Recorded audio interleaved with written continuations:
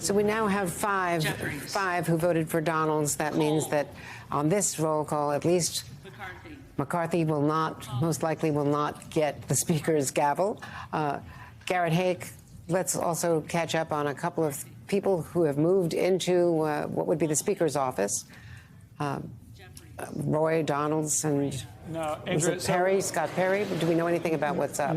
Not the Speaker's office, Andrea. So what's happened here, the minute this vote got underway, several of the members of that anti-McCarthy faction hightailed it off the floor. Chip Roy, Scott Perry, Byron Donalds, himself the nominee for Speaker, followed shortly thereafter by Dan Bishop, who had just introduced Byron Donalds, and Lauren Boebert. They're not talking, but they have all ended up in another office that's being used for some of these negotiations, about downstairs, about 100 yards away from where I'm standing right now, with some of the McCarthy allies like French Hill, other Republican members who've been trying to kind of midwife these negotiations between McCarthy and his opponents.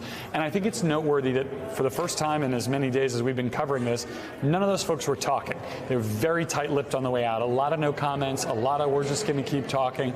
This is a situation in which the absence of new information suggests to me a certain amount of activity here. We knew going into this vote, Kevin McCarthy told me on the way to the floor, told other reporters, no expectation that the vote totals here will change. But the fact that people are having these closed-door meetings now and clamming up in public is typically a signal that something is actually noteworthy afoot. And we've got more work to do as reporters to figure out what.